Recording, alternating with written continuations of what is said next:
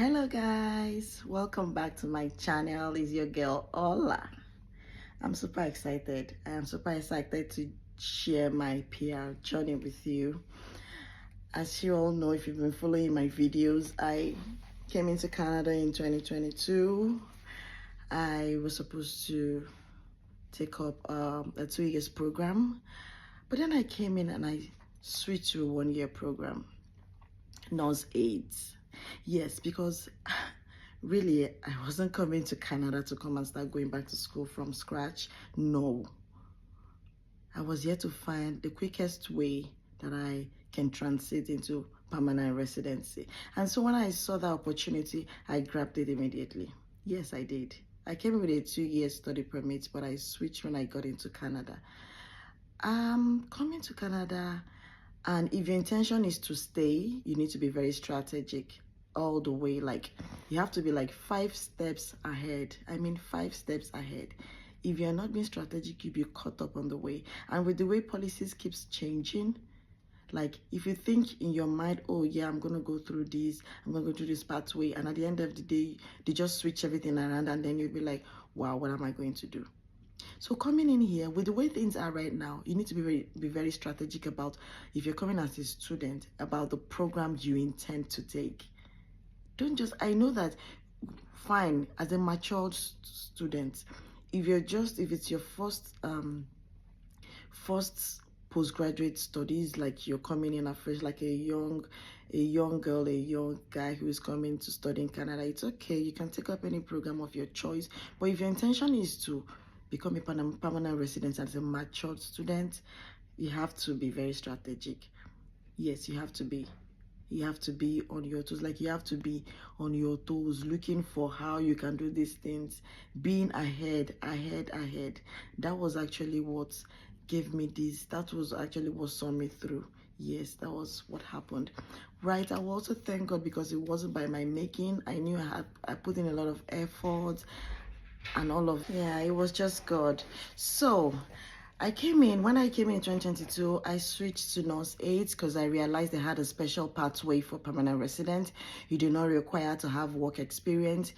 All you require is job offer right after school. And then with that, you have the provisional exam to write. Then you take your English test, which is ban, I think it was ban, was it 6? Anyway, it wasn't something too hard to get. Okay, so immediately I got in. I was so happy that I was able to get into the program. It was fast-paced, it was busy. I even think it was supposed to be more than 1 year, because it was a lot, because we had internships in between, like co-op in between. You know, it was really intense. Anyways, after that, as soon as before I even graduated, I got a full-time job offer. Yes, I got it before I even graduated. So I started off before I graduated, and then I was just waiting to write my provincial exam, to give me the license to practice in Nova Scotia, where I am. And so after that, I wrote to the provincial to Nova Scotia province. I wrote to them and I told them that, because one of the criteria was that you should have like 2 years validity on your passport, right? I didn't have that. For my whole family, we didn't have that. So at some point I was like, does it mean I have to go back to go? And I had about a year plus, and it wasn't even due time for me to apply for a renewal. So you know what that meant. So I wrote it down. They were like, no, just go ahead and apply. After everything, I gathered everything and I put in my application. Behold, I got nominated in 24 hours. Yes, 24 hours I was nominated, because this program, it's one of the high in demand jobs, like in this healthcare. Anything healthcare sells. Anything healthcare in Canada sells. I don't know about other countries, but in Canada, anything healthcare sells. Okay, then I got my nomination, and then I started putting up my application. Meanwhile, it's actually provincial nominee, right? Because I just couldn't start dealing with CRS. This is even non-express, under non-express entry. Non-express entry, like you do not need a CRS score, you do not need all of that. It's the province who is nominating you to fill up those shortages in their province, right? So, and it had a particular pathway, a stream that was just dedicated to this NOC code, right? So started gathering all the documents, making sure that everything was intact, because I heard while I was researching, I heard that if you don't have a complete application, or if one or two things are missing, after 3 months you think, oh, you're already counting, and then after 3 months they send back your packet to you, they ask you to go and reapply, that social document is missing. Can you imagine how frustrating that would be? Like after 3 months of application, they send it back to you and they tell you to start again from beginning. So I was very, very particular about, intentional about it, making sure that everything was in place. Even the ones they did not ask me, I felt it was relevant, I added everything. So yeah, it continued. They said, so the new rule, before now, there was no need to go through another biometrics when you're doing your permanent, when you're applying for permanent resident. But in this case, I think it was abused. They realized that there were some set of people from a particular country who were making up fake biometrics that were not original. So the immigration, they realized that, and they said, for you to become a permanent resident, even if you have done your biometrics that's supposed to last for 10 years, when you're coming in to apply for PR, you need to take another one here. So they need to be sure that your biometrics is genuine. So that was the only thing I had to do again. My medicals were still acceptable. The one I did before I came in as a student was still acceptable for me and my entire family. We're a family of 6, me, my spouse, and my 4 children, right? So we had all that. We didn't need to do another medical, and then it was just the biometrics for just the adults, which was just me and my spouse. And so we did that after 2 months anyway. Yeah, because there was this group that was created for people who submitted the particular month I submitted, and then in that group I was kind of one of the first that got the biometric request, like to go do your biometric. At that point, you know that your application has been reviewed and that they're on it. And it's also at that point that they tell you that, oh, this and this is missing, you need to start from beginning and all of that. So I was glad that I didn't have to start from beginning anyway. So we got all that done, and then we kept on waiting.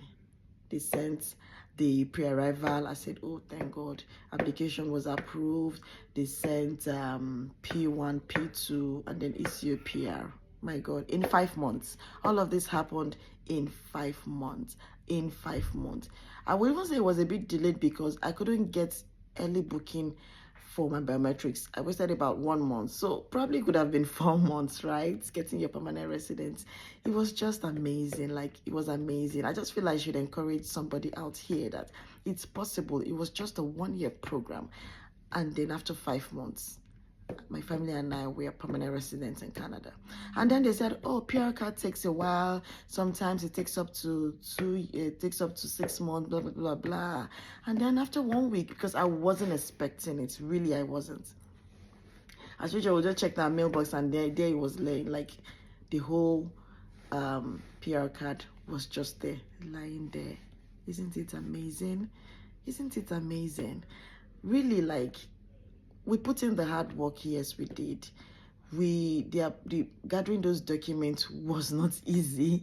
It can be frustrating, right? But yes, the end justifies the means. Like, you know what you're about to get, and it all came so easily. There was no need for proof of fund, even though we had to attach our statement, but it wasn't really necessary, because if you have a full-time job, that's like a guarantee that you're not going to go hungry. Your spouse has a full-time job, you understand, those are even enough. If you're able to show your pay stubs, that is okay. If you don't have any money in your account, I don't think it really matters. On this pathway, anything that has to do with care, with anything that has to do with healthcare, it is just a full-time 100% guarantee. I have witnessed it and I have seen it happen. That is why I can stand here and state it from my own experience. I'm not an immigration consultant or anything. I am not. I am just sharing my experience, and I'm letting you know how it all worked out for me. And I know that I may not be the only one. There are other people too who it has worked out for. Meanwhile, I thought mine, like, okay, I came in and it was a public institution that I was able to get my because I got 1 year postgraduate work permit after my studies, and in 5 months after that I got PR. Like, I still have like like 7 months and I have my PR, right? But then I heard a story. There was an acquaintance of mine who was sharing her story with me. She came in as a visitor. I'm just trying to encourage you. She came in as a visitor and then she applied for a private school. You know, with private schools, you don't get postgraduate work permit, right? She came in and she got admission into a private school and she took this nurse aid program under the NOC, and then she started school. She finished in 8 months. Before she finished, you know, when you come in as a visitor, you don't medicals is not part of what you have to do, like when you're coming in, right? So she had to book for a medical. She went in and did her medicals. She had that. Before she graduated, she got a full-time job, and then so she had to like switch into a worker, right? So when she got the full-time job offer, she did her medicals. She went to Ontario and flagpole. I have a video on how to flagpole. You can look that up and see what I mean by flagpole in Canada. She flagpoled. She got her work permit instantly, same day. Like she could have waited for another 4 or 5 months to get approval or refusal on work permit, but she got hers that same day because she flagpoled. This is being strategic, my dear, because she's not entitled to postgraduate work permit. So she had like a closed work permit from the employer who gave her the job offer, right? After she did that, she took the provincial license exam. She passed, and then she applied for a permanent resident, and she got it in 6 months. This is someone who came in as a visitor, someone who went to a private school without postgraduate work permit. The only game changer there was because she was strategic enough to take a program under health care. That is a program that I can tell you that you have like over 1001% of getting a job offer even before you graduate. Yes. So you see, this is someone who all odds were all against, and then there she was. She had to go here, she had to do she had to flagpole, she had to do all of that, got a closed work permit, applied for PR, and she got it in 6 months. Yes, it is possible, it is doable, you can do it. Yes. So thank you. If you have listened and watched this video up to this moment, please share, like, and subscribe to my video and turn on your notification bell so that whenever I post a video, you'll be the first to receive it, right? Please, please, and please share my video. We need to grow this channel. I am begging, please. We need to grow this channel so that I can be encouraged to bring in more information that can help people who are intentional about migrating to Canada, about people who are already in Canada are looking for pathways to become a permanent resident and all of that. Thank you so much. Thank you for watching. Thank you for staying till now. I'll see you again in my next video. Bye bye for now. Bye.